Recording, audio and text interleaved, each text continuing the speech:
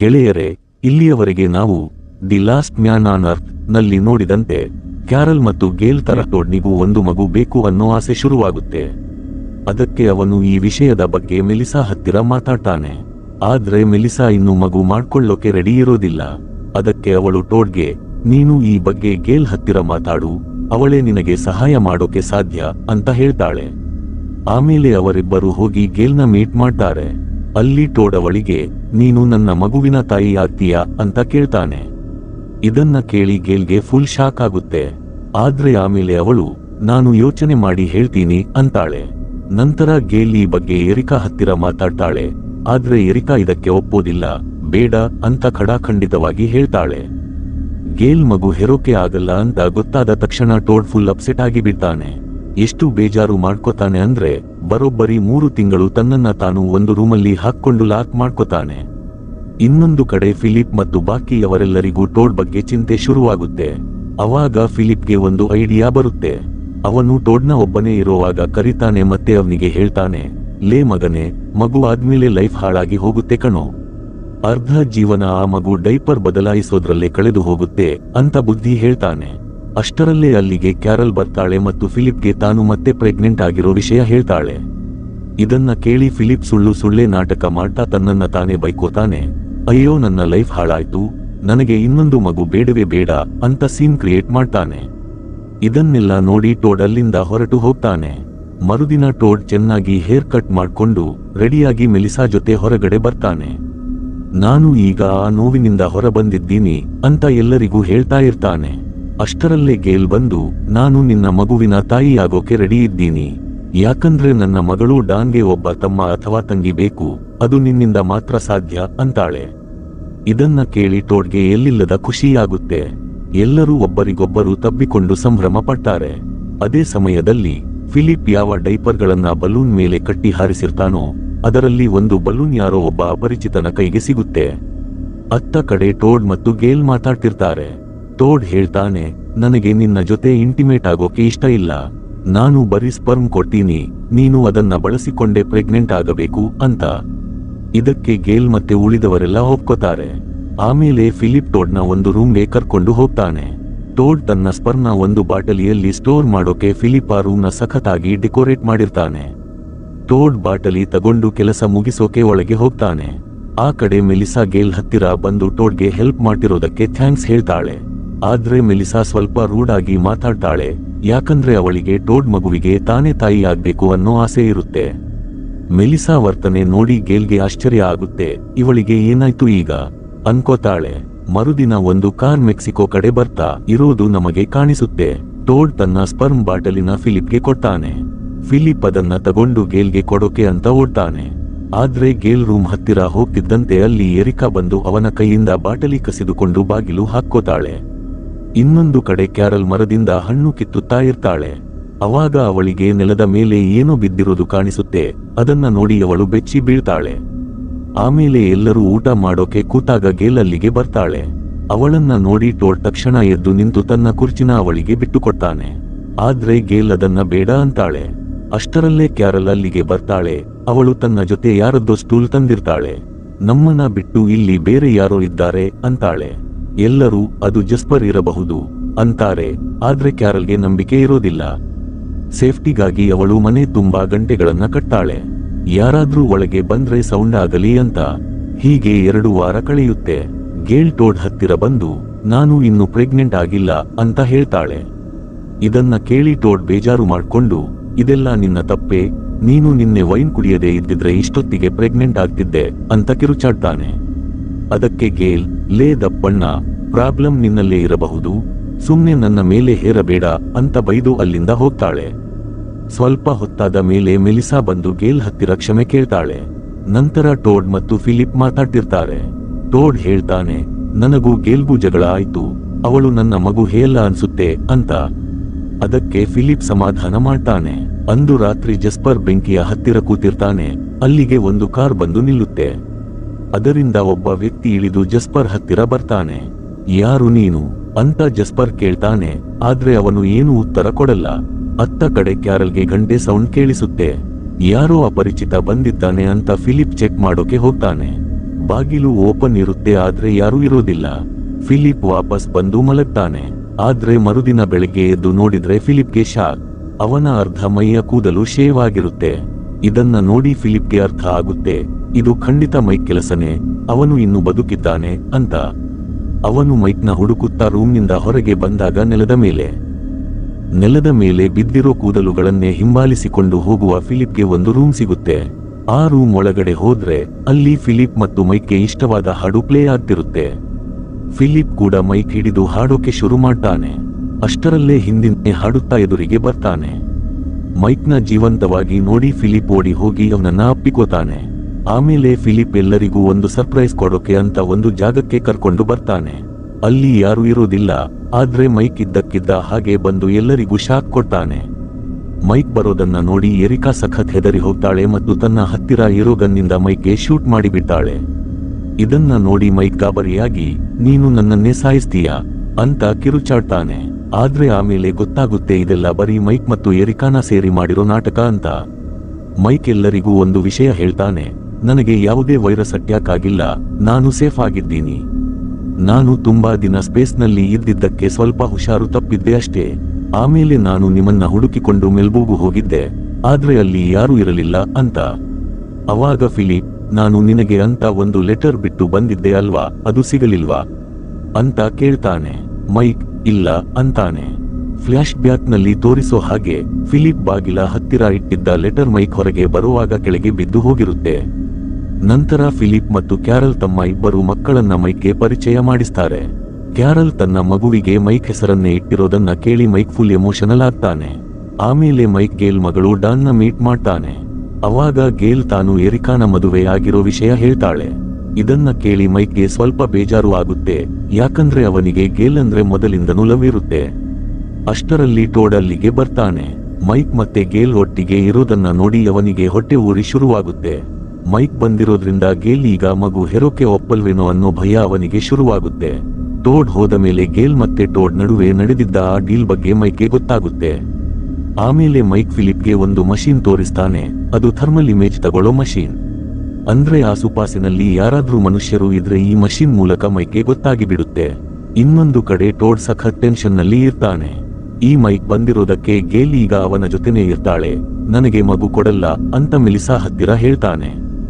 Melissa, ನೀನು mic ಹತ್ತಿರಾನೇ ಮಾತಾಡು, ಅವನು ಹೆಲ್ಪ್ ಮಾಡ್ತಾನೆ ಅಂತ ಸಲಹೆ ಕೊಟ್ಟಾಳೆ. ಟೋಡ್ ಮೈಕ್ ಹತ್ತಿರ ಹೋಗಿ, ಗೇಲ್ ಬಗ್ಗೆ ನಿನ್ನ ಅಭಿಪ್ರಾಯ ಏನು ಅಂತ ಕೇಳೋಕೆ ಹೋದಾಗ ಫಿಲಿಪ್ ಮೈಕ್ನ ತಡೆದು ಟೋಡ್ನ ಸೈಡ್ಗೆ ಕರ್ಕೊಂಡು ಹೋಗ್ತಾನೆ. ಟೋಡ್ ಕೋಪದಲ್ಲಿ, ನಿನಗೆ ಮೈಕ್ ಬೇಕಾ ಅಥವಾ ನಾನು ಬೇಕಾ, ಒಬ್ಬರನ್ನೇ ಚೂಸ್ ಮಾಡು ಅಂತಾನೆ. ಫಿಲಿಪ್, ಅವನು ನನ್ನ ಸ್ವಂತ ತಮ್ಮ ಕಣೋ ಅಂತ ಹೇಳಿದ್ದಕ್ಕೆ ಟೋಡ್ ಸಿಟ್ಟಿನಿಂದ ಅಲ್ಲಿಂದ ಹೋಗ್ತಾನೆ. ಆಮೇಲೆ ಫಿಲಿಪ್ ತನ್ನ ಕಾರ್ ಹತ್ತಿರ ಹೋದಾಗ ಯಾರೋ ಕಾರ್ ಮೇಲೆ ಕೆಟ್ಟದಾಗಿ ಬರೆದಿರೋದನ್ನ ನೋಡಿ ಇದು ಟೋಡ್ ಕೆಲಸನೇ ಅಂತ ಅವನ ಹತ್ತಿರ ಹೋಗ್ತಾನೆ. ನೋಡು ಟೋಡ್, ನೀನು ನನ್ನ ಫ್ರೆಂಡ್, ನಿನಗೆ ಅಂತ ಒಂದು ಫ್ಯಾಮಿಲಿ ಇದೆ, ಎಲ್ಲರೂ ನಿನ್ನನ್ನ ಪ್ರೀತಿಸ್ತಾರೆ, ಈ ತರ ಮಾಡ್ಕೊಂಡು ಎಲ್ಲರ ದ್ವೇಷ ಕಟ್ಕೋಬೇಡ ಅಂತ ಬುದ್ಧಿ ಹೇಳ್ತಾನೆ. ಟೋಡ್ಗೆ ತನ್ನ ತಪ್ಪಿನ ಅರಿವಾಗಿ ಗೇಲ್ ಹತ್ತಿರ ಹೋಗಿ ಕ್ಷಮೆ ಕೇಳ್ತಾನೆ. ಅವಾಗ ಗೇಲ್ ಒಂದು ಗುಡ್ ನ್ಯೂಸ್ ಕೊಡ್ತಾಳೆ, ನಾನು ಪ್ರೆಗ್ನೆಂಟ್ ಆಗಿದ್ದೀನಿ ಅಂತ. ಇದನ್ನ ಕೇಳಿ ಟೋಡ್ ಖುಷಿಯಿಂದ ಹತ್ತು ಬಿಡ್ತಾನೆ. ಈ ವಿಷಯ ಕೇಳಿ ಎಲ್ಲರೂ ಫುಲ್ ಖುಷಿ ಆಗ್ತಾರೆ. ರಾತ್ರಿ ಮೈಕ್ ತನ್ನ ವ್ಯಾನ್ ಒಳಗಡೆ ಇದ್ದಾಗ ಥರ್ಮಲ್ ಮಷೀನ್ ನಲ್ಲಿ ಒಂದು ಹೀಟ್ ಸಿಗ್ನೇಚರ್ ಕಾಣಿಸುತ್ತೆ.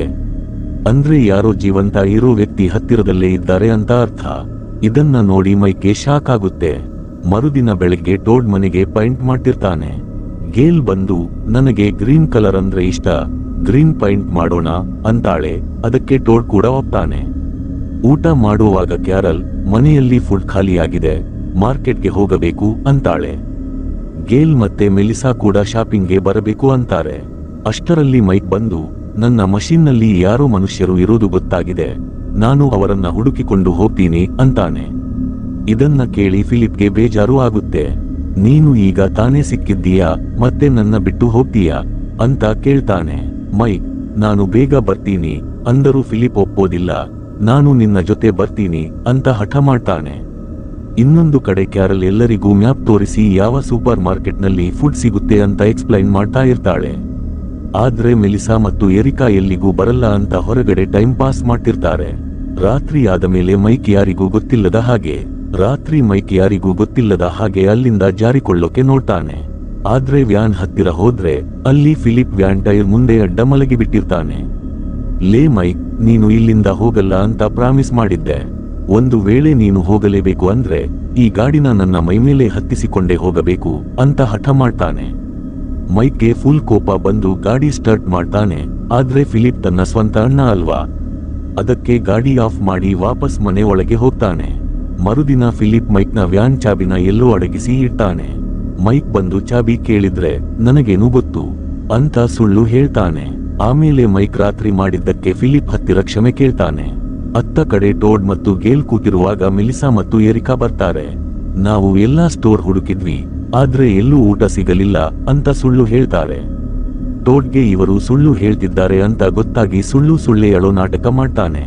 ನೋಡಿ, ಗೇಲ್ ಮಗುವಿಗೆ ಜನ್ಮ ಕೊಡೋಕೆ ಹೋಗ್ತಾ ಇದ್ದಾಳೆ, ಅವಳಿಗಾಗಿ ನೀವು ಇಷ್ಟು ಮಾಡಲ್ವಾ ಅಂದಾಗ ಮೆಲಿಸಾ ಮತ್ತು ಎರಿಕಾ ನಿಜ ಹೇಳ್ತಾರೆ, ನಾವು ಶಾಪಿಂಗ್ಗೆ ಹೋಗಲೇ ಇಲ್ಲ, ಸುಮ್ಮನೆ ಹೊರಗಡೆ ಟೈಮ್ ಪಾಸ್ ಮಾಡ್ತಿದ್ವಿ ಅಂತ.